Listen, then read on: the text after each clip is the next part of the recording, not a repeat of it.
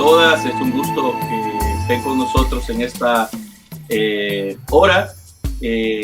Vamos a tener un momento especial esta noche en un diálogo con el filósofo Julián González Torres, un buen amigo, con el que vamos a compartir acerca de su libro La Escuela Sin Dios. Es un tema muy rico, muy amplio, de mucho conocimiento y creo que también de mucho desconocimiento, tanto en la parte académica como en la parte del conocimiento social. Así que esta noche es un placer contar con la presencia también del maestro Héctor López, con el que vamos a estar también dialogando, y por supuesto con el doctor Julián González. Le doy la palabra a Héctor para que nos presente al invitado de esta noche. Buenas tardes y buenas noches casi ya a los que nos están sintonizando a través de Facebook Live. Es un gusto para nosotros tener esta tarde al doctor Julián González Torres. Él es doctor en filosofía por la Universidad Centroamericana José Simeón Cañas, UCA, y es profesor de la UCA también de filosofía, del departamento de filosofía. Y esta tarde Julián nos va a compartir o nos va a comentar sobre su libro La Escuela Sin Dios. Es un título provocador, es un título que parece agresivo a primera vista. Parece, para muchos que tienen una religiosidad un poco arraigada o fuerte, puede parecer hasta pedante el título, pero es un título muy que atrae, que llama. Y sobre todo es un libro en el cual Julián examina el proceso político que dio paso a la educación laica en El Salvador. Estamos hablando de ese proceso del colonialismo a los estados-nación. Algunas tradiciones historiográficas sienten especial preferencia por los hechos estruendosos al momento de explicar el devenir de la historia, pero la historia suele arrastrar consigo sedimentos que, a fuerza de silenciosos, permiten comprender los hechos urdidos en medio del escándalo. Es un libro que nos muestra ese proceso de parto, diría yo, ¿verdad? Que dio ese paso a la escuela laica, el ciudadano laico, del cual Julián nos va a hablar. Bueno, sin más que decir y para hacerle la palabra al experto, bienvenido Julián a nuestro programa y a nuestro centro de investigación. Buenas noches a todos y a todas. Gracias Héctor y gracias Marlene. Para mí es una alegría compartir con ustedes. Gracias por la confianza y la invitación a participar y a colaborar con el centro académico. Pues emocionado, ¿verdad? Y vamos a ver qué podemos decir sobre este libro que en realidad ya está a punto de cumplir 6 años, pero al escuchar la invitación de ustedes y pensar en el contexto que estamos viviendo, contexto nacional, también hay un contexto internacional que de alguna manera lo podemos vincular con la conversación. Pero lo que quiero decir es que me pareció que valía la pena hablar un poco sobre este libro que se publicó en el 2014, porque, digamos, justo en el contexto nacional que vivimos, hay un término, hay un concepto, hay una palabra que es de uso muy común, lo usan los políticos, lo usa la gente, lo usa la población en general, y es la palabra Dios, ¿verdad? Entonces, el libro, como bien decías vos, de alguna manera quiere provocar en ese sentido. Y bueno, gracias por el espacio y pues aquí estamos conversando. Sí, Julián, bueno, por mi parte yo solo una pregunta, o más bien, ¿qué pretende el libro o cuál fue el origen o la chispa que te dio el paso a esta investigación o a interesarte en este tema de la educación y sobre todo de la escuela sin Dios? Sí, gracias. Y cuando yo terminé mi licenciatura en filosofía, que ya hace un poco más de tiempo, mi tesina, mi monografía, que es un trabajo breve, muy puntual, digamos, estuvo enfocado sobre el concepto de Dios en el pensador Immanuel Kant, filósofo de la modernidad. Y con esto lo que quiero decir es que los temas de religión, Dios, siempre me han despertado mucho interés. Continué mis estudios de doctorado siempre en la UCA Y en junio del 2012 hice mi defensa de mi investigación doctoral y digamos que el corazón, la temática fundamental que yo analicé en mi trabajo de tesis, iba en la línea de comprender cómo se dio la reforma política educativa en El Salvador en el último tercio del siglo XIX, que apuntó a forjar un tipo de educación pública, primaria pública, laica. Entonces, digamos que el interés de la tesis, el interés de la investigación, en última instancia consistió en analizar y explicar cómo se dio esa reforma educativa que pretendía forjar unas nuevas mentalidades, unas nuevas visiones y hacerlo justamente desde la escuela, ¿verdad? Y en ese sentido, pues eso implicó un esfuerzo adicional por entender qué tipo de escuelas o qué tipo de escuelas de primeras letras, como se les llamó durante todo el siglo XIX a estas instituciones que ahora llamamos escuelas públicas de primaria, digamos, analizar y entender qué fue lo que quedó después del mundo colonial en estas repúblicas en términos de educación pública. Y, por supuesto, pues eso implicó revisar otros conceptos como modernidad política y evidentemente la categoría central de ciudadano, de ciudadanía política. Digamos, este texto que pues responde a unas dinámicas institucionales académicas muy concretas, unos formatos muy, muy definidos, ¿verdad? Que tú escribes para defender frente a un cuerpo académico de especialistas que justamente lo que van a evaluar es la capacidad de investigación, ¿verdad? La capacidad de análisis conceptual y la rigurosidad y otros elementos. Pero, y bueno, el punto es que al final del proceso, el mismo jurado, que en ese momento estuvo compuesto por el historiador Carlos Gregorio López, la historiadora Xiomara Bendaño, el historiador Sajid Herrera y el filósofo Luis Alvarenga, coincidieron en que debía buscarse una forma de publicación. Entonces, la Escuela Sin Dios, digamos que tiene ahí su momento como de concepción, digamos, de esa forma. Y bueno, entonces al año siguiente, en el 2013, la dirección de posgrado de la UCA, que en ese momento estaba presidido por Amparo Marroquín, pues junto a otros trabajos que también habían sido propuestos para publicarse, estoy pensando específicamente en la tesis de la doctora Olga Vázquez.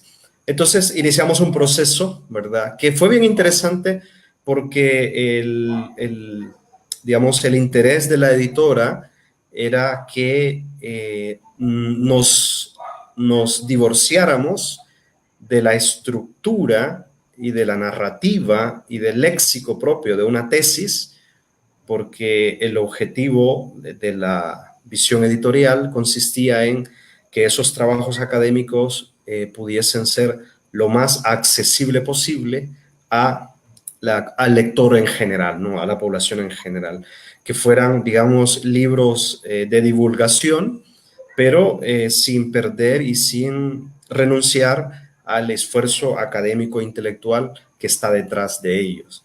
Entonces estuvimos trabajando prácticamente todo el 2013 y fue un proceso que estuvo coordinado por Claudia Hernández, la escritora salvadoreña, y así pues llegamos hasta el 2014 que finalmente sale ya publicado con ese título de La Escuela Sin Dios, Apuntes para una historia de la educación laica. Digamos que en síntesis, de ahí nace el texto, ¿verdad? Y ya luego, creo yo, vamos a hablar un poco de por dónde van las líneas principales del libro.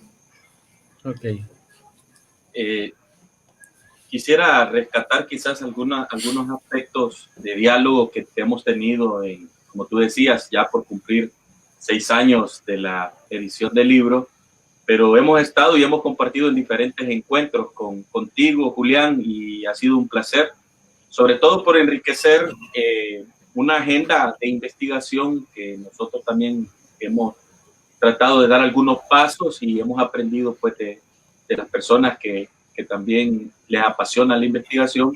Y en esos encuentros y es algo que también tú en tu libro y en tu investigación trabajas, está el tema de los protestantes, de la llegada de los protestantes a El Salvador, y también está el rol de la francmasonería, masonería, que lo trabaja muy bien el doctor Roberto Valdés y Luis Roberto, que también ha trabajado estos temas, y también nosotros que hemos incursionado en algunos de estos aspectos. Entonces este tema también se vuelve un tema bien, bien rico, en el sentido de que dialogan estos temas que para algunas personas pueden estar desconectados, pero cuando leemos en tu investigación nos damos cuenta que están conectados de una u otra manera. Entonces, me gustaría que tal vez nos explicara un poco acerca de esos acercamientos, si estoy yo, por supuesto, acertado con lo que estoy diciendo o estoy desvinculado. Digo porque mucho del público que nos escucha y nos está viendo pertenece a alguna denominación o alguna iglesia, sea católica, protestante o evangélica. Y entonces están interesados en este tipo de temas que muchas veces he escuchado, pero que muy poco se ha comprendido. No sé si nos podrías ampliar un poco sobre eso antes de entrar en materia. Sí, claro. Hay, digamos, un elemento que es clave para entender la formación histórico-cultural que tendrán los pueblos de América, que se desprendieron del Imperio Español en los primeros años, en las primeras décadas del siglo XIX, y es que todos los pueblos, los proyectos de Estado, ¿verdad?, de nación, de federación o de república, según las distintas regiones, según las distintas áreas de estos territorios que se desprendieron de la corona española, todos estos proyectos políticos surgen bajo la divisa de que son proyectos políticos, naciones-estados, centrados o, digamos, cohesionados en torno a la fe católica, ¿verdad? La fe católica apostólica romana. Y en ese sentido, los estados de América, digamos, surgen apadrinados bajo un dogma de fe, bajo una fe muy, muy concreta, la fe de la Iglesia Católica de ascendencia romana. Y por otro lado, también nacen con el principio de la intolerancia, es decir, muchas constituciones, la gran mayoría de las constituciones dicen que la religión oficial es la católica apostólica romana y no es permitido, ¿verdad?, en términos de ejercicio público, otra fe. Entonces, ahí hay un principio de intolerancia. Pero no es solo, digamos, un elemento de que lo diga una constitución, sino que prácticamente la formación escolar primaria, los colegios o seminarios y las universidades que ya existen en el continente, todo este espacio de formación de intelectual, de educación, está profundamente nutrido y, digamos, alimentado por la religión católica.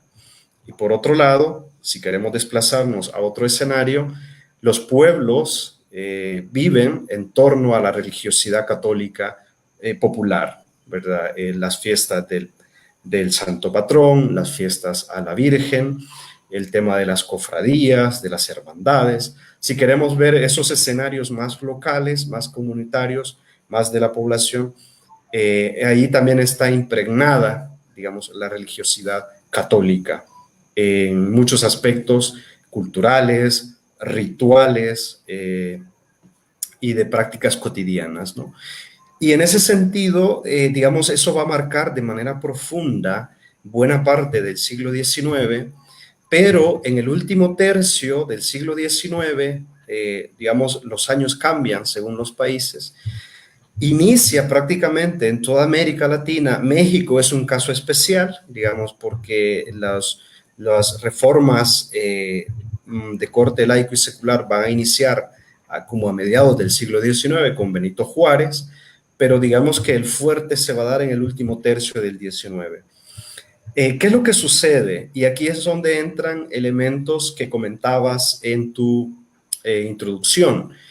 y es que va a empezar a despertarse en, digamos, los líderes políticos, los gobiernos de este contexto, va a despertarse una profunda afinidad por grupos que empiezan a instalarse con bastante fuerza, que son las logias de la masonería, por un lado, digamos, son grupos, son asociaciones, digamos, grupos de sociabilidad en los que se valoran principios como la tolerancia, la racionalidad, digamos, esa idea de que hay una especie de moral que nos hace buscar la verdad, que nos hace buscar el pensamiento, que nos hace encontrar explicación a las cosas, pero que no necesariamente está ligado a una fe en particular o a un dogma en particular. Digamos que estas asociaciones, por ejemplo, hablan del Dios del universo o el principio racional universal. Entonces, este pensamiento va a ser clave en ese proceso reformista que se va a iniciar, pero al mismo tiempo los intelectuales y los miembros de los gobiernos de esta época empiezan también a sentir afinidad por ese principio ilustrado al estilo de Voltaire, que es muy crítico, ¿verdad?, a la religión. Entonces lo citan también. Por ejemplo, aquí en el caso de El Salvador, Rafael Reyes, que fue un intelectual que apoyó la reforma educativa de corte laica, él perteneció a una logia, eso lo demuestra Roberto Valdés, pero, por ejemplo, Rafael Reyes en alguno de sus textos cita a Voltaire, ¿verdad? Y Voltaire, pues, es uno de los grandes críticos de la religión en Europa, en la Francia, en el contexto de la Ilustración. Pero al mismo tiempo, Estados Unidos ya empieza a verse como una especie de modelo a seguir. Modelo en términos económicos, modelo en términos políticos y modelo en términos de pluralidad religiosa, o sea, en términos de libertad religiosa. David J. Guzmán, por ejemplo, cita a Estados Unidos como un ejemplo de sociedad donde no se está centrada en torno a una monorreligiosidad, sino más bien a una pluralidad. Y aquí es donde entra, por otro lado, lo que vos señalabas, el tema de empieza a aceptarse, va a ser un proceso muy conflictivo, pero empieza a aceptarse que es permitida la libre profesión de las sectas católicas, así le llama la Constitución de 1871 y la de 1872. Entonces, aunque el término para ahora nos puede parecer chocante, ¿verdad? Y como no apto, secta, ¿ya? Pero para el contexto, para ese momento, la Constitución de 1871 y 1872, prácticamente lo que están, en términos políticos, constitucionalmente, lo que están diciendo es, en esta república, puede haber un credo religioso que el Estado va a apoyar, que es el católico, pero puede ejercerse sin ninguna dificultad, ¿verdad?, la profesión de fe luterana, anglicana, y podemos agregar, ¿verdad?, otras adscripciones de fe. Entonces, pero eso significa que de alguna forma el Estado está admitiendo que no hay un monopolio de credo o de fe, sino que empieza a haber una especie de diversidad y pluralidad. Y entonces, en ese sentido, la presión porque los estados y las sociedades de América que nacieron bajo un credo religioso católico empiecen a hacer reformas para ir incorporando una libertad de culto de manera progresiva o de manera frontal, pasa a ser también otro elemento clave que va a iniciar el proceso reformista. Entonces, cuando vemos en conjunto, tenemos logias francmasonas que hablan de la razón, de la moral natural, que hablan de la tolerancia. Tenemos intelectuales que citan a Voltaire, la Francia ilustrada. Tenemos a intelectuales que citan a Estados Unidos, una sociedad con diversidad de creencias, y tenemos intelectuales que apelan a la incorporación de, digamos, el credos que surgen de la Reforma Protestante, y por otro lado también se apela al concepto de liberalismo político, que es contra el que está combatiendo la Iglesia en Europa, la Iglesia Católica, con el Papa Pío IX a la cabeza, ¿no? Entonces, este proceso político es el que va a ir abriendo las puertas justamente a que en términos de sociedad civil, pueda hablarse de una sociedad plural, ¿ya? Entonces, luego en la Constitución ya de 1880 y en la de 1883, ya ahí se habla de libertad de culto. Entonces, en ese sentido, ya estamos hablando que hay libertad para profesar otro tipo de fe que no provenga de la matriz del judeocristianismo. Bien, Julián, me parece importante ese marco histórico que nos has puesto, porque solo así se puede comprender el sentido de esta escuela sin Dios, que al final la escuela sin Dios permitía la pluralidad de fe en ese Dios, en la nación. Y me parece muy importante e interesante una cosa que dices en el punto de giro de tu libro, que en El Salvador el proceso de laicización del Estado fue iniciado por el mariscal Santiago González, líder del golpe de Estado que derrocó a Francisco Dueñas, y dices que introdujo una especie de catecismo político. Sí. Sí, es que, digamos, como decíamos, en todas las escuelas de primeras letras de América, los niños aprendían a escribir y aprendían a leer a partir de un catecismo, que es el Catecismo del Padre Ripalda, y que es un texto que va en forma de preguntas y respuestas. El profesor preguntaba, ¿verdad? Aparecían ahí las oraciones típicas del credo religioso católico, el credo, ¿verdad? Ahí se explicaban, entre comillas, porque no era una explicación realmente, los 10 mandamientos, ¿verdad? Las virtudes teologales. Entonces, pero la cuestión es que los niños aprendían a leer con este catecismo, que es un catecismo que en realidad surge en el contexto de la contrarreforma de parte de la Iglesia Católica.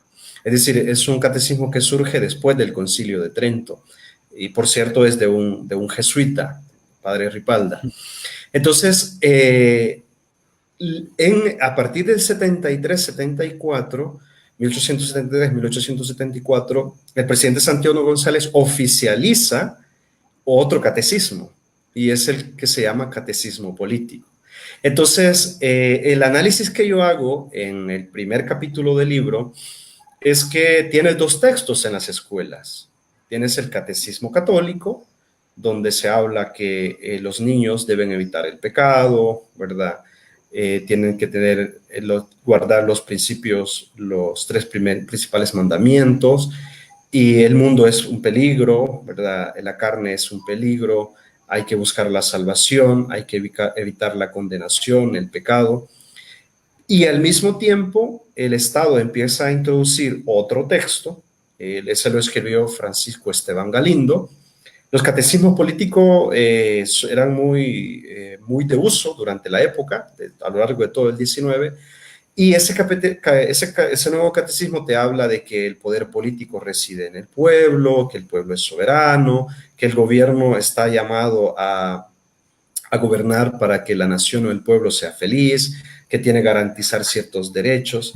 Entonces, lo interesante es que cuando vos pones los 2 textos a la par, es que uno está, digamos, anclado en una nueva visión política que llamamos moderna, de nociones de soberanía, de libertad, de derechos, esa idea del pacto, ¿verdad? De que el Estado es el resultado de un pacto entre los ciudadanos, etcétera, que nos llevan hasta teóricos como John Locke o el mismo Thomas Hobbes.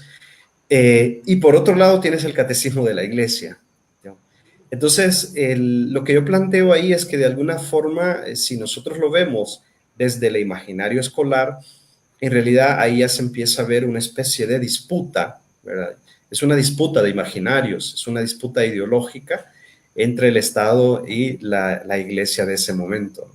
Y claro, cuando yo estaba trabajando en ese punto, me llamó mucho la atención que la iglesia, hasta donde he logrado revisar hasta el momento, no hizo reclamos por ese catecismo. Eh, los reclamos estuvieron en otra línea, ¿no? Estuvieron en la línea de aceptar la libertad de las sectas católicas en la Constitución del 71 y el 72. Hubo mucha disputa en torno a la secularización de los cementerios. La iglesia se rehusaba a conceder la administración de los camposantos de los cementerios al Estado, en parte porque la iglesia obtenía rentas de la administración de los camposantos. Ahí plantó una lucha muy fuerte, ¿verdad?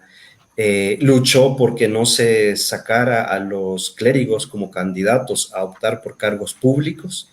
Y por supuesto, a partir de 1880, con el periódico El Católico al frente, se dio toda una disputa ideológica muy fuerte entre el sector de la Iglesia Católica, que se rehusaba a que hubiera escuela laica en El Salvador, y por otro lado, los intelectuales o empleados del gobierno, ministros, pedagogos, etcétera, que sí estaban interesados en laicizar la escuela.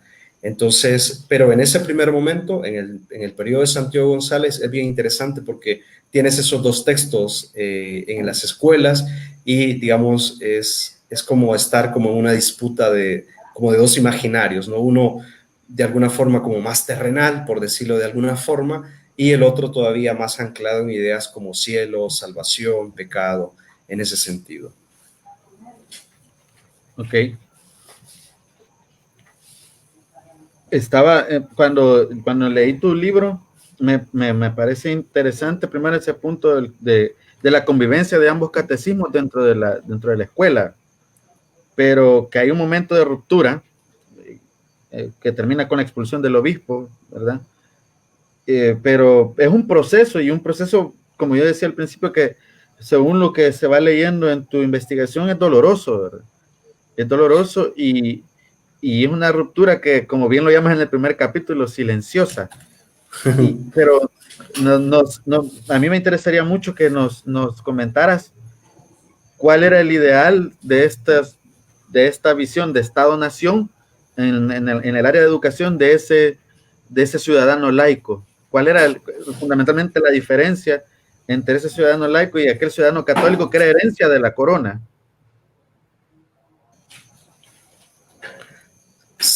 Sí, sí, digamos, cuando estábamos trabajando en el proyecto del libro,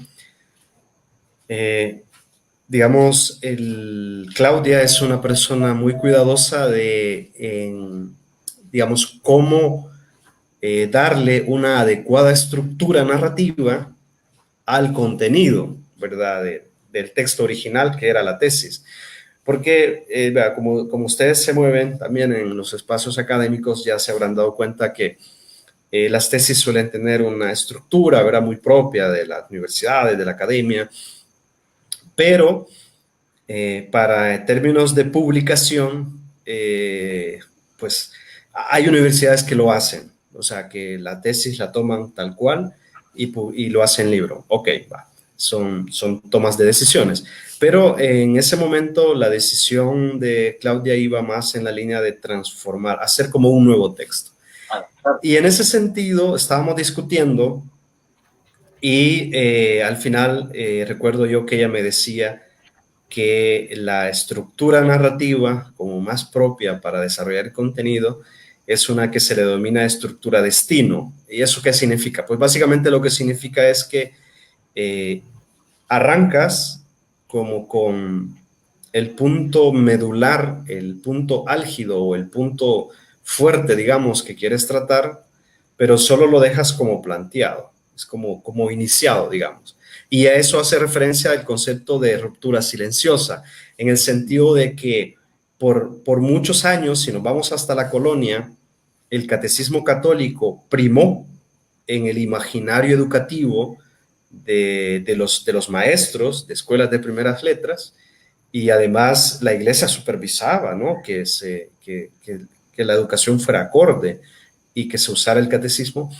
Y por otro lado viene y se introduce un nuevo catecismo. Entonces ahí es donde visualizamos como esa primera ruptura que aparentemente no es muy significativa, pero sí lo es en tanto que se parte del presupuesto que el pequeño que está ahí se espera que sea el futuro ciudadano.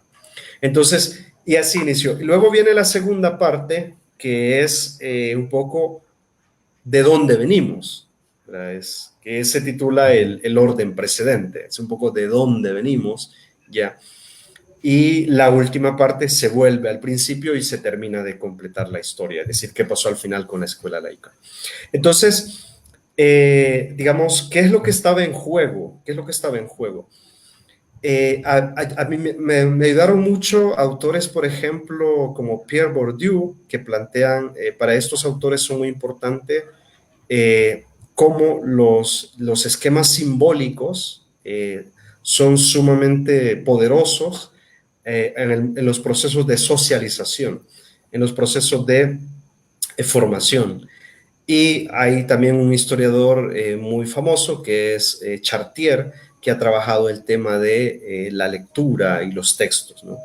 Entonces, lo que yo me propuse básicamente era como tratar de entender cómo el Estado salvadoreño en los primeros años o en las primeras décadas del 19 concibió la formación de los niños en las escuelas bajo el presupuesto de que esos niños son los ciudadanos, ¿no? Porque el trasfondo de la modernidad política fundamentalmente dice que el pueblo es soberano y la soberanía reside en el pueblo.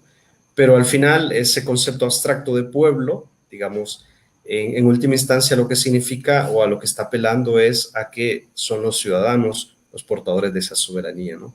Y el ciudadano es el que vota y el ciudadano es el que es llamado a representar a la nación, ya sea como alcalde, como diputado o como presidente. Entonces, tratar de entender cómo había sido esa formación y en ese sentido, el texto medular de análisis fue justamente el catecismo del padre Ripalda, fue el corazón de ese primer momento. Y básicamente lo que yo planteo es que se trata de un tipo de educación en el que se antepone, digamos, visiones que ligan al imaginario del niño en una dinámica trascendente. Es decir, digamos, vinculado a una idea de Dios, a una idea de salvación del alma, a una idea del pecado, del mal, del demonio, ya. Es bien difícil como responder qué pensaban los niños, ¿no? Pero de alguna forma uno crece con esos miedos porque uno viene de esa formación. Bueno, en mi caso, ¿verdad? Entonces a uno, el tío, la tía, el abuelo, la abuelita, el papá, ¿no?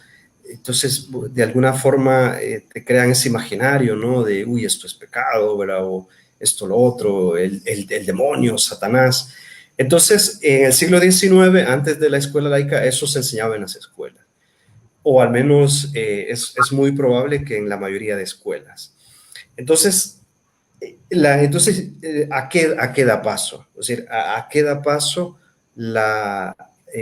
digamos, la imposición de la escuela laica? Entonces, lo que yo encontré es que, por ejemplo, se empiezan a utilizar otros textos que curiosamente se publicaban en Nueva York, de un autor, Luis Felipe Mantilla, y cuando uno revisa las portadas de estos textos, decía que estos libros, que eran tres libros, 1, 2 y 3, iban destinados para Cuba, para El Salvador, para Honduras, Nicaragua, Guatemala, Ecuador, es decir, prácticamente para toda América Latina.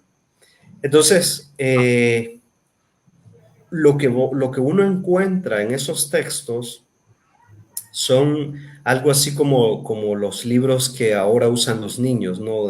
Son historias cortas donde se plantea, por ejemplo, que hay que ser responsables, que hay que ser higiénicos, que hay que ser, que si el padre te asigna una tarea, debes hacer la tarea con mucho cuidado porque el trabajo es importante.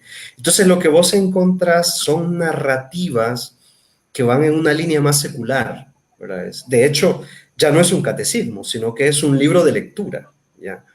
Y en muchas historias, por ejemplo, el foco de la historia es que el niño razone, ¿verdad? O sea, que el niño entienda un razonamiento, el niño explique un proceso básico. Entonces, lo que vos encontrás es que es como otro modelo de imaginario, ¿verdad? Que quieres forjar desde las escuelas públicas con ese nuevo tipo de narrativas.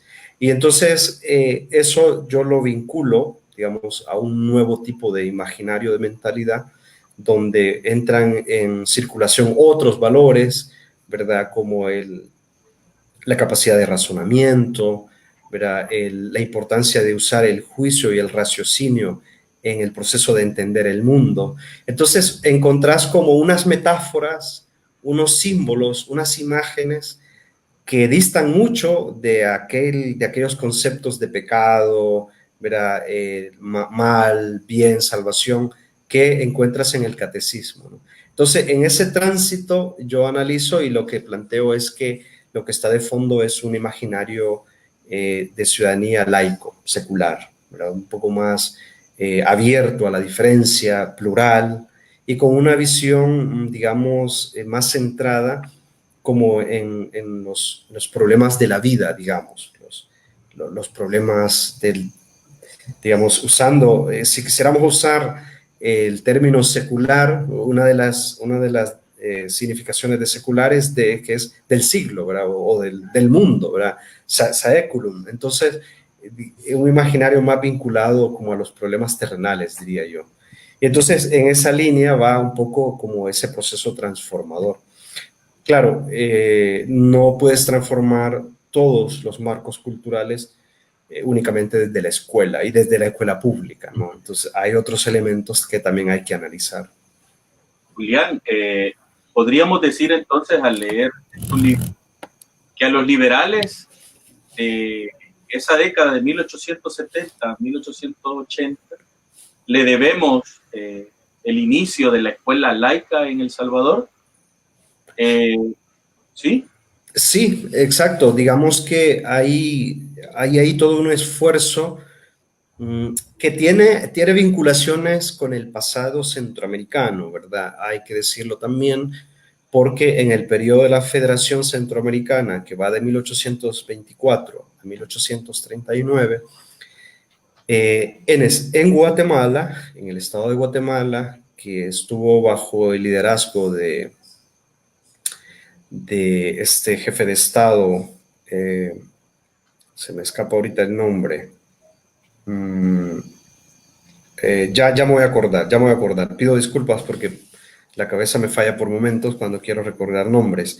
Pero durante el periodo federado, en el que Francisco Morazán fue, digamos, el gran líder de la federación después de la guerra de 1826 y que terminó en 1829, en el estado de Guatemala se hicieron reformas muy fuertes con una impronta anticlerical. Entonces, y de hecho, el Congreso Federal, ahí por 1836-37, o antes me parece, aprobó esa idea de la libertad, la libertad de adorar a Dios del individuo. Es decir, digamos que hace esa distinción entre tu práctica pública, digamos, social, externa, y tu dimensión interna, que no es poca cosa, ¿verdad? Que no es poca cosa. Es decir, digamos, el Congreso Federal prácticamente está reconociendo que hay libertad de culto, solo que es como bueno, no libertad de culto, sino más bien libertad de credo, en tu fuero interno, ¿ya? Entonces, este proceso reformador que se va a dar en el último tercio del siglo XIX, retoma todas esas, digamos, todo ese pasado histórico Y efectivamente, ¿no? Es un esfuerzo que es bien interesante porque hay actores que estuvieron involucrados en la reforma educativa y provenían de Colombia, porque en Colombia el conflicto entre el Estado y la Iglesia fue muy fuerte, que incluso derivó en guerra, ¿verdad? En guerras, en guerra armada. Entonces, algunos de ellos, Francisco Gamboa en concreto, terminó apoyando la reforma educativa laica en El Salvador en la década de 1880. Y prácticamente en toda América Latina hubo pugnas muy fuertes. Y en el caso de El Salvador, creo yo que la posición del Estado, del gobierno en ese momento, el momento más fuerte se dio con Saldívar, pero luego, después de Saldívar, también Francisco Menéndez de alguna forma se mantuvo firme en ese proceso reformista y fue un proceso exitoso en el sentido en que el Estado no cedió a la presión, pero de alguna forma también este proceso que podríamos considerarlo exitoso abrió el espacio también le dio fuerza, creo yo, o al menos eso es un poco lo que intuyo, a la formación de colegios y de instituciones privadas de educación media y también superior que, digamos, continúan en esa tradición de dar una formación o una educación vinculada a, digamos, a un credo de fe. Entonces, católicos para comenzar. Y mientras que la escuela pública, la escuela que ofrece el Estado, digamos, se queda en una especie de precariedad financiera, precariedad económica, porque nunca se le da una inversión adecuada, pero sí, es un proceso de laicidad que se impone en el último tercio del siglo XIX y que se da en el contexto de estos tres gobernantes, Santiago González, Rafael Saldívar y Francisco Menéndez. Uh-huh. Julián, Interesante. Perdón. dale, dale. Solo una cosa, me Sí. parecía muy importante ver que en tu libro se plantea cómo la Iglesia Católica, a través de su periódico El Católico, acusó de herética a esta educación laica, ¿verdad? Sí. Es decir, y le llama que es una bofetada al Evangelio, ¿verdad? Es una negación del Evangelio. Sí. Pero es un conflicto que se ve allí que no sé cómo explicártelo, cómo plantearlo. Me parece que siento que había una exageración de parte del catolicismo en el sentido que o era perder la hegemonía moral o la hegemonía sobre la educación en sí. Ambas cosas están vinculadas porque, digamos, el proceso formativo inicial de alguna manera sienta las bases morales en buena medida del niño o la niña que está en proceso de educación. Entonces, digamos, la Iglesia Católica reclama muchas cosas y una de ellas es, por ejemplo, la independencia política nació bajo el amparo de la religión católica. ¿No? Es decir, los independentistas, de hecho, eran católicos, José Matías Delgado, José Simeón Cañas. Entonces la iglesia dice, bueno, ¿a cuenta de qué eso va a cambiar? ¿Verdad? También hay un trasfondo teológico muy fuerte, en el sentido de que la fe, y la única fe, es la fe de la iglesia católica, y no puede haber más. O sea, porque si hay más, entonces ¿qué? Entonces es una verdad relativa, ¿verdad? Es relativa, porque hay otras. Entonces, y eso no puede ser, así teológicamente no puede ser, porque entonces es que de alguna forma es reconocer que la fe de la Iglesia Católica es relativa, es respectiva de otras que también son válidas y avaladas por parte del Estado. Y por otro lado, digamos, es una de las cosas que a mí me parecen muy pertinentes y que tienen una profunda vinculación con el ahora, porque el discurso que uno encuentra en el periódico El Católico, por ejemplo, La premisa es básica. Sin religión católica tendremos el caos, tendremos la anarquía, ¿verdad? Es decir, si no se enseña a Dios o el temor de Dios, tendremos una sociedad arruinada, tendremos una sociedad en constante pugna, en desorden, en anarquía, en caos, ¿verdad? Vamos a crear personas inmorales.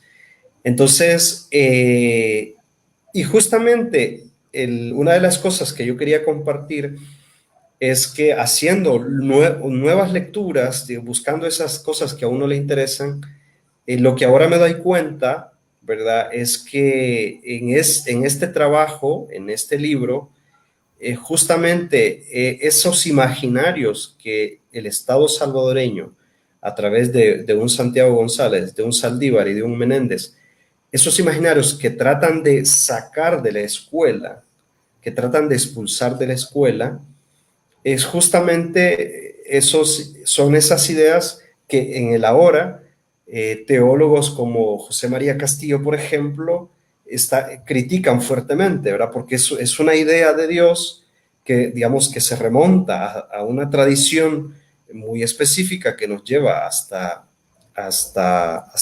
Pablo, que es esa idea, ¿verdad?, de una religión centrada en el pecado, en el castigo, ¿verdad?, en la salvación en un más allá. Entonces, curiosamente, justamente esos imaginarios eran los que la escuela laica pretendió erradicar, ¿no?, de la formación de los niños.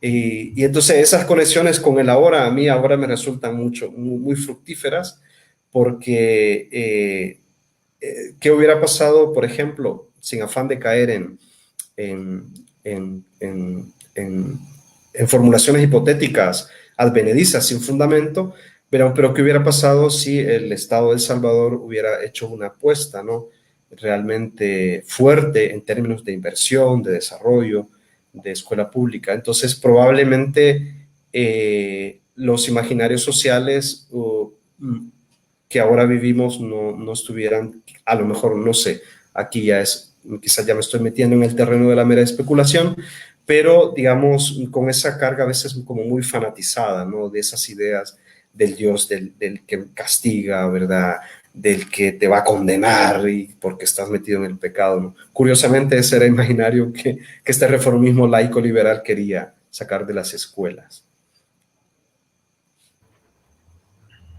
A mí me llama la atención, Julián, bueno, reflexionando muchas cosas, sobre todo lo que yo mencionaba de el ámbito protestante. Es interesante para mí, en tu libro yo encuentro como que esa discusión entre los gobernantes liberales y la Iglesia Católica, que tenía para ocupar este término, la hegemonía de la educación, permite, por eso le llamo que es la llave, permite la entrada de los protestantes. Porque exactamente en 1896 llega el primer misionero, una década después, ¿verdad? 1896, aunque ya habían pasado colportores, ¿verdad? Un famoso colportor que había distribuido y había también compartido el método lancasteriano, ¿verdad?, en Sudamérica. Y interesante porque él pasa por El Salvador, pero va con destino a Guatemala, donde la sociedad americana lo ha asignado. Entonces a mí me llama la atención porque con lo que tú decías, una coincidencia o se vuelven unos buenos aliados, porque la sociedad bíblica británica y extranjera y la sociedad bíblica americana utilizaban el método lancasteriano como educativo en una lucha, porque eso sí también yo lo he podido descubrir en algunas investigaciones, en una lucha contra la Iglesia Católica. Es decir, que se vuelve, sí, una lucha también religiosa, pero al mismo tiempo una lucha imperial y política, ¿verdad? Muy, muy fuerte.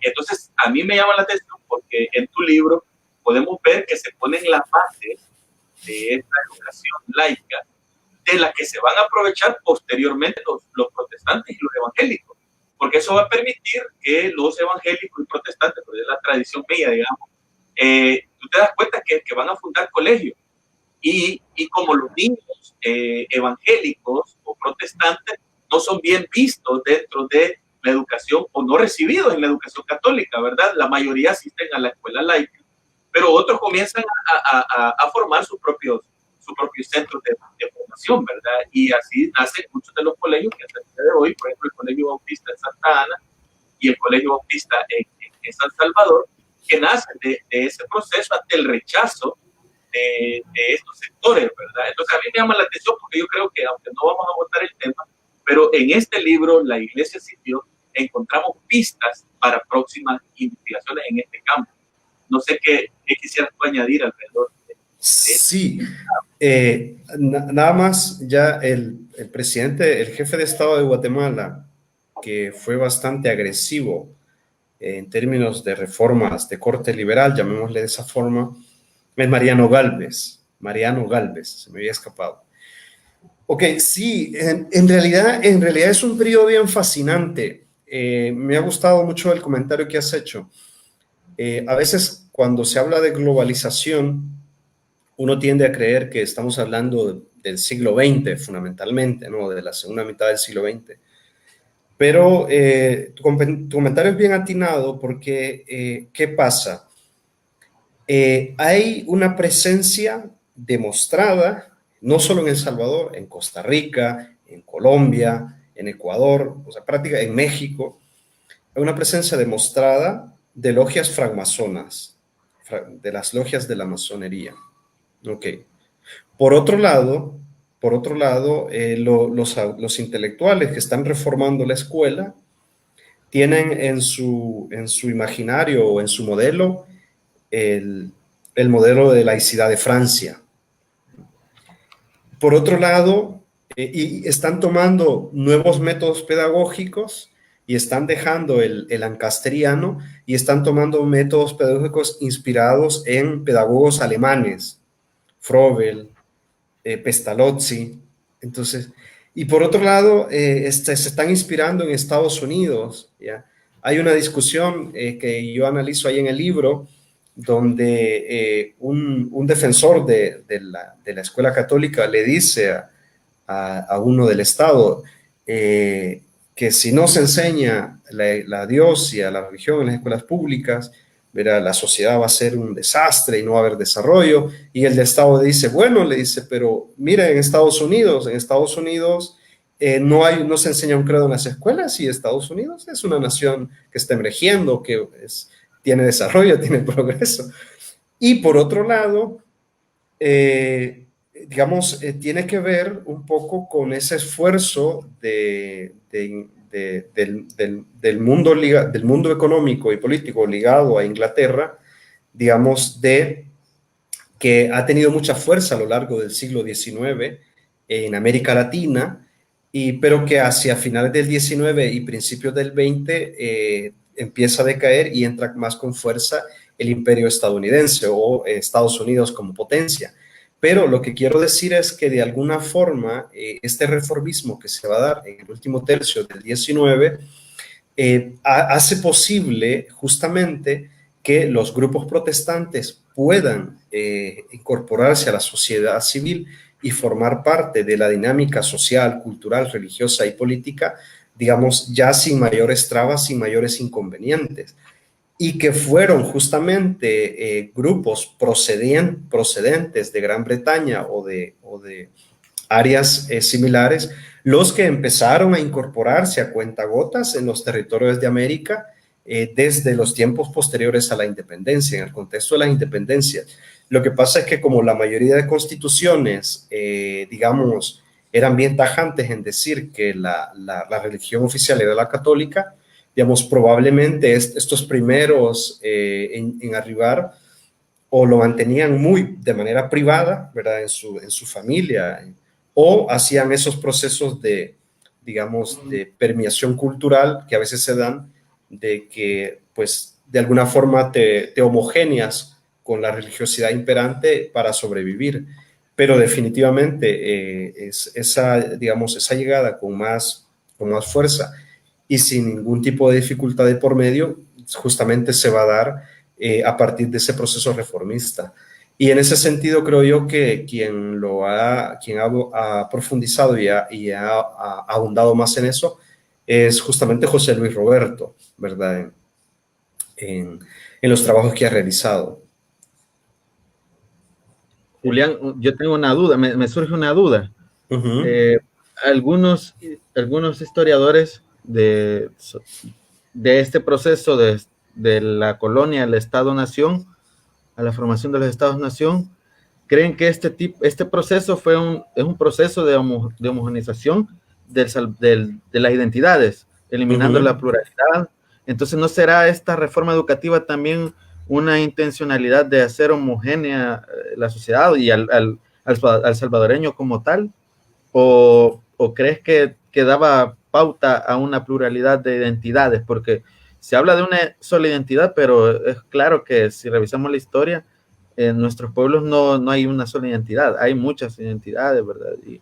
Y por ahí dicen que con esto del tema de la historia de bronce se ha querido hacer unas identidades homogéneas, una identidad homogénea, mejor dicho, y hacer estos grandes héroes como Matías Delgado, todos estos próceres, como esa base, Atlacat incluso, ser una base antigua o fundante de estos, heroica de esta identidad homogénea. Sí, paradójicamente yo creo que se dan un poco de ambas cosas. Digamos, el Estado en última instancia es fuerza, ¿verdad? El Estado es imposición. Y en ese sentido, partiendo de esa premisa, un poco apelando a los teóricos clásicos de la sociología, digamos, en última instancia, el Estado es violencia, no es imposición. Entonces, si lo vemos desde esa perspectiva, hay claramente un énfasis en una especie de homogeneización a partir de las escuelas. Y eso también se puede ver a partir del tratamiento de parte del discurso del Estado o de los funcionarios del Estado hacia el indígena, hacia el indio, ¿verdad? ¿Cómo puede verse? En el sentido de que las posturas oficiales o las posturas del Estado casi siempre fueron en que hay que civilizar al indio, ¿verdad? El indio es una especie de persona natural, salvaje, ¿verdad? Que no entiende mucho o le cuesta comprender. Y entonces, en ese sentido, la escuela es para civilizarlo, es decir, la escuela es para homogenizarlo y sujetarlo a unos patrones educativos culturales establecidos desde el Estado, ¿no? Entonces, en ese sentido, yo creo que sí es definitivamente hay un proceso de homogenización. Ahora, curiosamente, por otro lado, en este proceso reformista se empieza digamos, a reforzar con más énfasis, con más fuerza, la idea de que el niño, el futuro ciudadano, debe tener una historia patria, o sea, debe aprender la historia de la patria, la historia de la república. Y en ese sentido, ahí, además de lo ya dicho, se cuela esta idea de la historia oficial, ¿verdad? Entonces, el niño va a la escuela a aprender una historia oficial, que puede ser, perdón, una historia de bronce, ¿verdad? Los padres de la patria, de la independencia, el presidente liberal Gerardo Barrios, digamos un poco de la historia liberal oficial. Y en ese sentido puede verse también como un proceso de homogeneizador. Pero paradójicamente, retomando digamos, lo que planteaba Marlin, hay pluralidad, ¿ya? Es decir, porque justamente la libertad de culto, en última instancia, lo que significa es que en este país pueden habitar católicos, protestantes, musulmanes, judíos, budistas, y no pasa nada. Es decir, no, es decir, en un espacio, en algún lugar de este país, pueden estar conviviendo, ¿verdad? Personas de credo católico, personas de credo protestante, personas de credo musulmán, personas de credo judío, y no, están ahí, no pasa nada. Digamos, ningún poder atentará contra esa libertad que tienes. Entonces, en ese sentido, digamos, somos una sociedad plural, digamos. Lo que sucede es que, claro, ha habido una hegemonía histórico-cultural de parte de la Iglesia Católica, que entiendo que según los últimos estudios, eso está a punto de ser superado, ¿verdad? O si es que no ya lo hizo, por, digamos, las iglesias evangélicas. Entonces, pero lo cierto es que nosotros somos sociedades plurales, ¿verdad? Yo recuerdo en la licenciatura en filosofía, yo tuve un compañero que después me enteré que era monje budista, ¿verdad? Y se graduó de la licenciatura en filosofía. He conocido personas que se declaran claramente ateas, ¿verdad? Tengo conocidos que son católicos y conocidos y amigos también que están en la iglesia histórica protestante, ¿no? Entonces, en ese sentido, somos una sociedad plural. Bien, entramos casi entramos a la última fase del programa, con unos minutos, y bueno, yo voy a añadir algo y quisiera que después pasarle la palabra a Marlene. Esto deja abierto más investigaciones y más aristas para continuar profundizando el tema de la educación laica.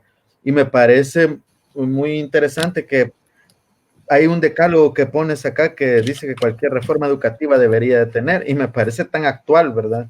Estos 10 puntos, no los voy a mencionar, pero por ejemplo, ya que estamos en la semana del maestro, ahí uno dice la falta de idoneidad de los profesores. Es una cosa bien peculiar, ¿verdad? Que aparte de todo lo que ha pasado, todo el tiempo que ha pasado, sigue habiendo una gran deuda en estos 10 puntos que pones acá, y los invito a la gente que puedan comprar tu libro. Bueno, antes de terminar, ¿dónde se encuentra el libro? Para paréntesis. Sí, el libro lo tiene en la librería de la UCA. Sí, la ventaja la ventaja de la librería de la UCA es que puedes comprarlo en línea y la UCA te lo lleva a la puerta de tu casa.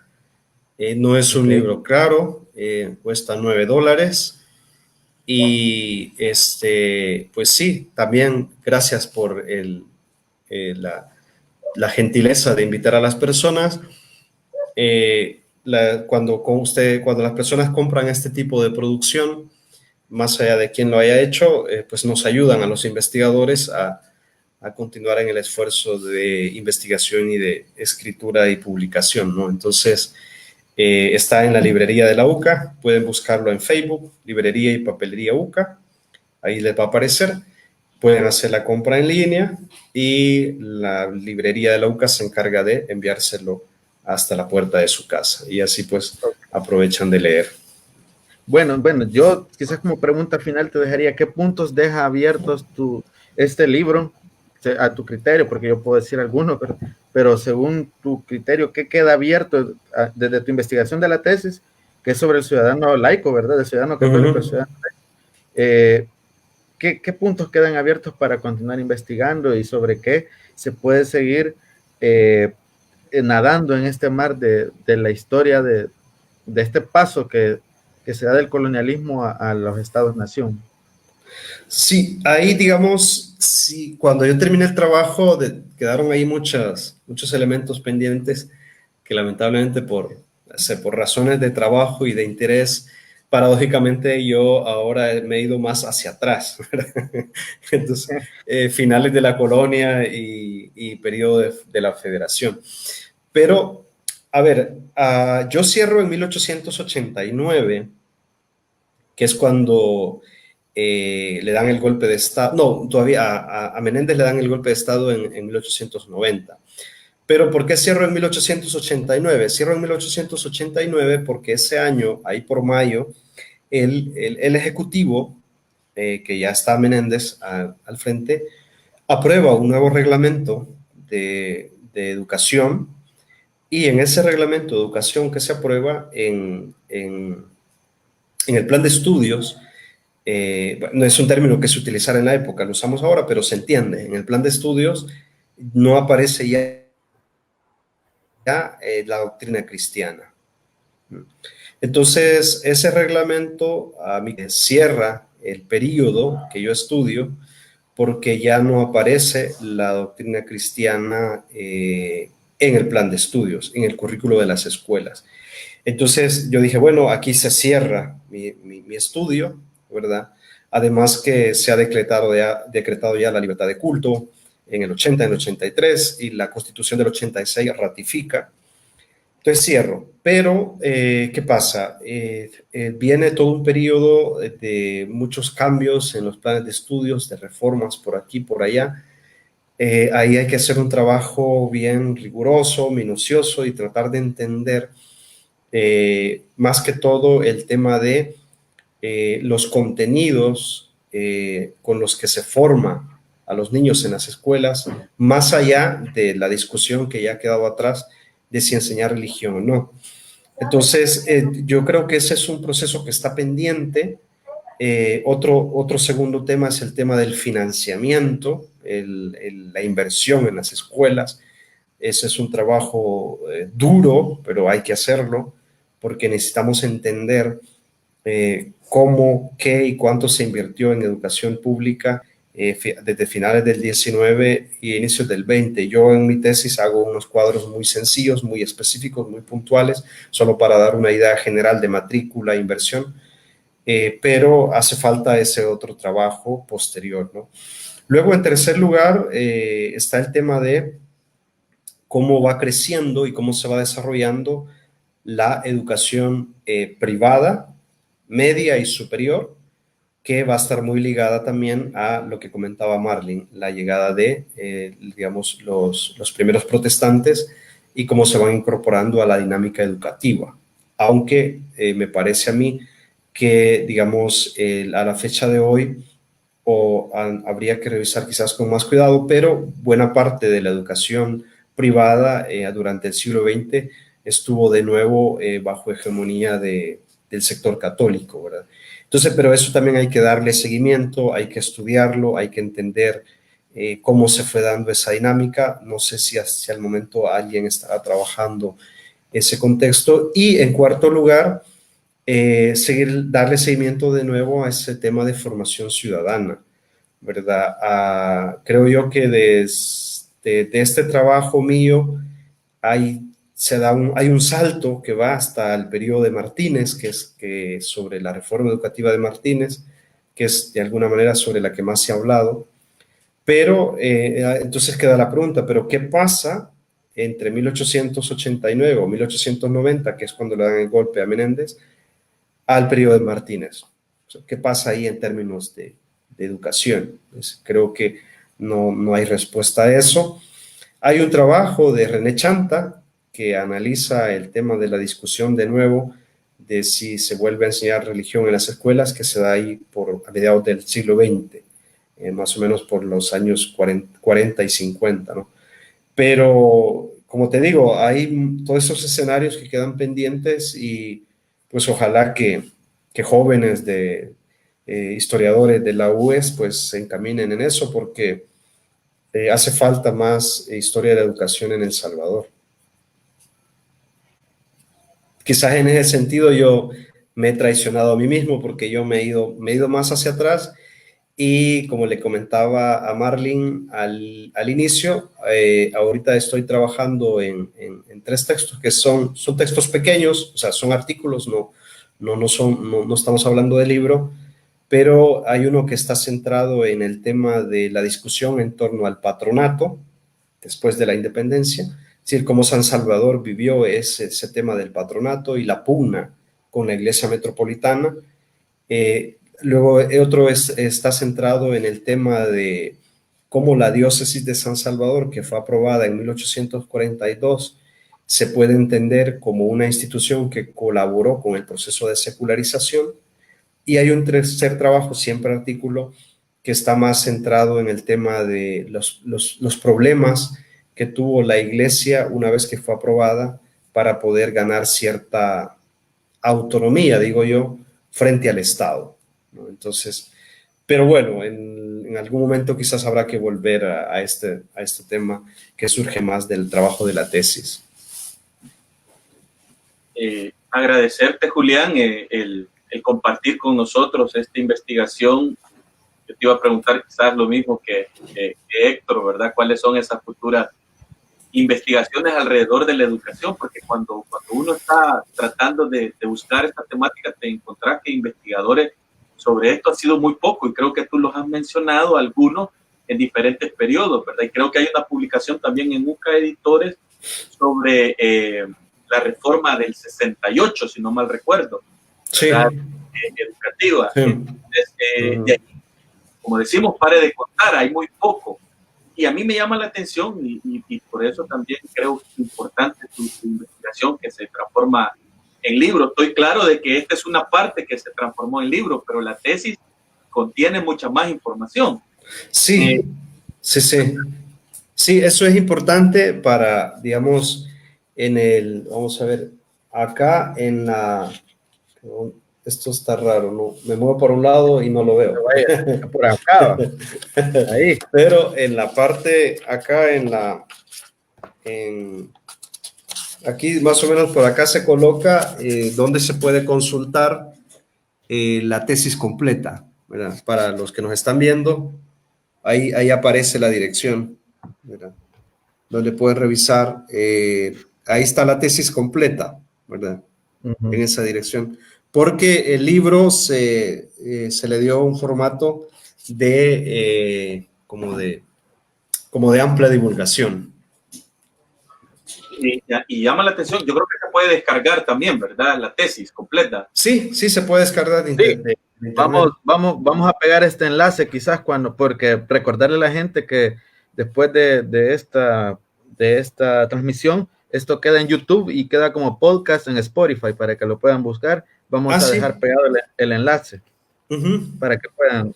Sí, como decía Marlene, ahí pueden encontrar mucha más información que en el libro pues se tuvo que dejar fuera porque se buscaba otro tipo de texto para un público más amplio. Sí, y es más amplio el criterio, ¿verdad? El título es del ciudadano católico al ciudadano laico, la escuela pública y primaria y la formación de los futuros ciudadanos. El Salvador, 1824-1890. Sí, ese es el título. Exacto. Como centro académico, pues una de las cosas que queremos hacer realce nosotros es a la investigación. Sabemos que muchas veces en nuestra cultura como que la investigación se ve con miedo, ¿verdad? Pero yo creo que para cerrar esta participación, Julián, ¿qué retos como investigador nos dejas o a todo aquel que quiere interesarse, romper con esa idea o ese paradigma, ese miedo que nos metieron en la misma formación de que investigar, ¿verdad? Es como cuando en realidad aprendes a investigar o estás en ese camino continuo del aprendizaje y la investigación, se vuelve una pasión. En ese sentido, ¿qué retos, qué consejos alrededor de tu experiencia como investigador? Sé que continúas, como nos lo ha mencionado, investigando, y pues nosotros estamos en la parte teológica, en la parte bíblica, pero me impacta la investigación porque es una filosofía que tiene impacto, o sea, que tiene impacto y transformador, porque muchas de las investigaciones, y hay que decirlo claro, a nivel mundial, simplemente son para cumplir un grado, ¿verdad?, académico, pero no trasciende y no hay un impacto en la sociedad. Sin embargo, tu investigación y la de muchos colegas, algo que a mí me ha llamado la atención, es que tiene ese impacto. Son criticados, porque hay que también decirlo, porque no cumple con los estándares que se tienen sobre ciertas ramas de la ciencia, ¿verdad?, del conocimiento. Sí, gracias que lo comentás, porque de hecho ese es digamos, un valor de esta producción, y lo digo no porque yo lo haya escrito, sino porque justamente esa era la idea, lo que vos acabas de plantear, que un trabajo de tesis no se quede reducido a 4 señores que lo leyeron, bueno, o unas personas que lo leyeron, y ya, lo entregas a la biblioteca, a un decanato, y te dan tu título y va, se acabó. No, de hecho, yo creo que ese es ha sido un esfuerzo valioso de la UCA de querer decir, ok, esta investigación se le ha considerado un valor académico, entonces que salga allá afuera, que salga a la sociedad y que la gente que esté interesado o interesada pues pueda acceder a un costo accesible y pues se pueda enterar, ¿verdad?, de qué va el asunto, ¿no? Entonces, gracias por mencionarlo, porque creo yo que es justamente, ese es como un valor agregado, ¿verdad?, de que la publicación, la investigación académica salga en otro formato y que sea accesible a las personas. Y en cuanto a qué recomendación, digamos, yo animo mucho a las personas que tienen mucho interés en investigar desde las diferentes disciplinas en que se mueven, ¿verdad? Teología, filosofía, sociología, ciencias sociales en general, a que si están digamos, en ese interés o de pronto están en un proceso ya más formal, estudiando una maestría o estudiando un doctorado, ¿verdad? A que pierdan ese temor inicial en el que a veces uno cree que la cosa no va a llegar a buen puerto o que no tiene ningún valor y entonces no vale sentido, no tiene sentido. A veces las personas se desaniman, ¿verdad? Se desinteresan, pero lo que yo siempre les digo a los estudiantes, justamente ahorita estoy trabajando en un seminario con estudiantes de ciencias sociales y en lo que yo les he insistido desde el primer día de clases es el proceso de investigación. Es uno de los procesos donde se juega más la capacidad de autonomía del individuo, ¿verdad? Porque es un proceso creativo en el que en última instancia la responsabilidad va a caer sobre tus hombros, ¿verdad? Y los resultados que salgan de ahí van a ser tu pensamiento, tu palabra, que va a salir en una publicación o en última instancia en un libro. Pero a veces, digamos, hay mucho temor, pero el punto es que si uno no se abre camino de forma autónoma, es que nadie lo va a hacer por ti, ¿verdad? Yo les digo a mis estudiantes, vaya, en una materia, como decimos en buen salvadoreño, el objetivo es rebuscarse para pasarla, ¿verdad? Es decir, o el estudiante que es responsable va a hacer bien las cosas, le va a ir bien, va a sacar buena nota, va a tener buen cum. Sí, ok, va, está bien. Pero cuando se habla de investigar es un proceso muy autónomo, ¿verdad? Sí vas dialogando con colegas, te vas informando, vas aprendiendo conceptos, vas usando categorías que los tomas de otros autores, de otras autoras, pero es un proceso de autonomía, de crecimiento de autonomía. Entonces, yo lo que les digo es, pues, que no desistan en ese proceso, ¿no? Que se mantengan firmes y que busquen siempre apoyos que puedan orientarlos que pueda servir de brújula en esos momentos en los que uno siente que no ve con claridad. Ok, excelente. Héctor, para cerrar. Sí, bueno, yo solo para cerrar, darle las gracias a Julián por aceptar la invitación y tomarse el tiempo de hablarnos sobre su libro, y que llegó a hablar hasta de su tesis un poco. Felicitarlos a ambos, a Marlene y a Julián, por el Día del Maestro. Gracias. Julián fue profesor mío en la UCA. Bueno, me llamó la atención tu última palabra, ¿verdad? El investigar da una cierta autonomía, ¿verdad? Sí. O sea, lo que está ahí te hace tu pensamiento, que no es acá, no es ni lista, sino que has investigado, pero lo propones, lo has masticado y luego lo cocinas y tienes ahí ya tu producto. Pues nada que agradecer y recordar que esto va a quedar, va a estar más tarde o posiblemente mañana en YouTube y como podcast en Spotify para los que quieran escucharlo y quieran enterarse de qué trata esto de la Escuela Sin Dios. Apuntes para una historia de la educación laica. Muchas gracias, Julián, por haber aceptado la invitación y tu tiempo. No, gracias a ustedes, Héctor, Marlene. Ha sido agradable verlos de nuevo, aunque estamos encerrados en casa, pero estos espacios creo yo que nos permiten mantener cierto contacto y la amistad, pues creo yo que nos permite tener estos momentos. Así que yo estoy muy agradecido y feliz noche a ambos. Bueno, muchas gracias, Julián. Ha sido un placer encontrarnos, ¿verdad? Y espero pues seguir aprendiendo de esas investigaciones que pronto también nos vas a dar a conocer en algunos artículos, con algunos ensayos académicos o en otros próximos libros, ¿verdad? Que UCA Editores puede publicar también. Agradecer a Héctor y también felicitarles y pues a todos los que nos han visto esta noche.